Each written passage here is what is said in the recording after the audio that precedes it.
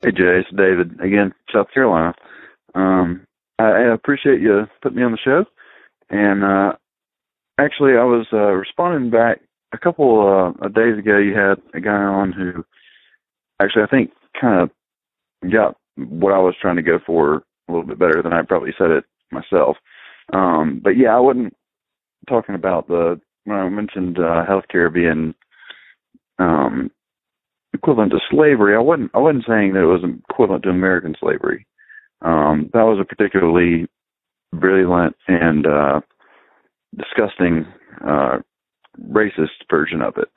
I meant in terms of principle, that trying to get a doctor or to make a doctor um,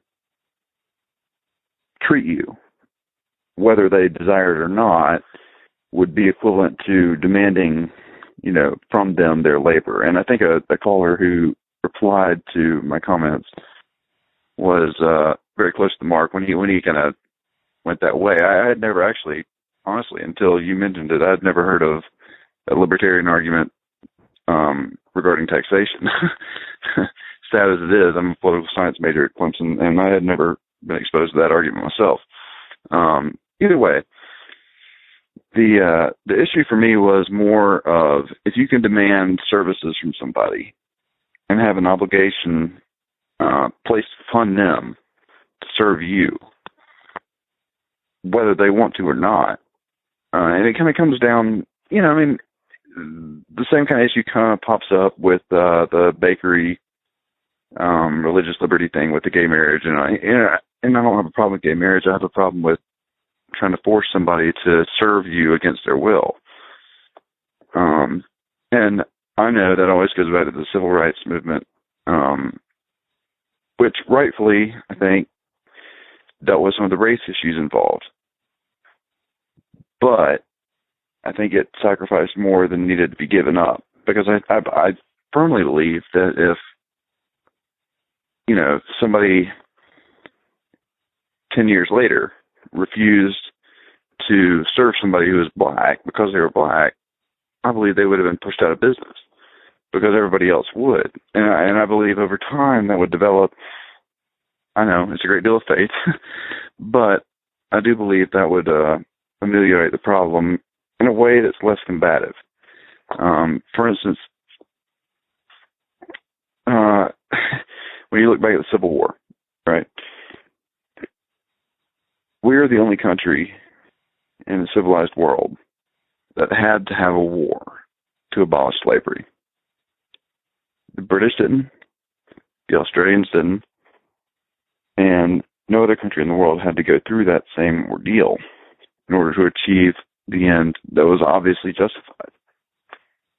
And so it kind of makes you wonder, why is it that we did? Was it because we were impatient? Or was it because we just wanted to, jump ahead of the game and then try and force it down other people's throats?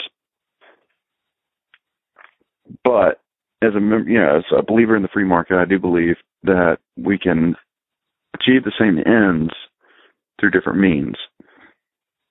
And I mean that in the sense that if we just give it time, most of the ills that we both agree are wrong,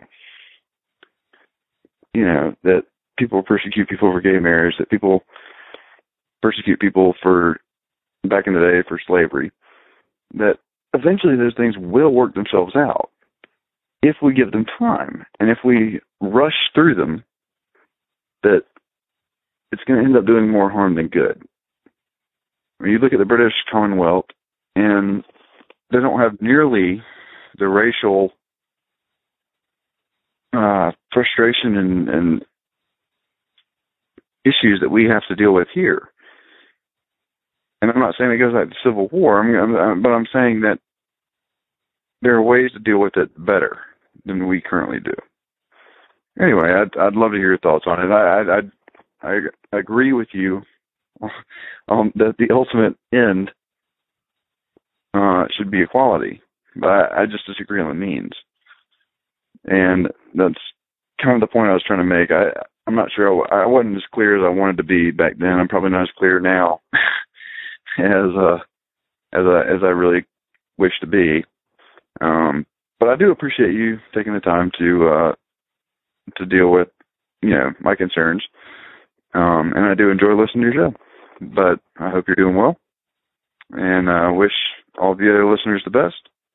And I do appreciate the guy who commented in and said that he understood, and he really did have a better grasp of it, I think, in the sense that I was trying to deal with the issue of slavery is in terms of healthcare, is particularly due to the doctor, not in terms of income distribution or in terms of taxation. But anyway, love your thoughts, and I'll listen to you again.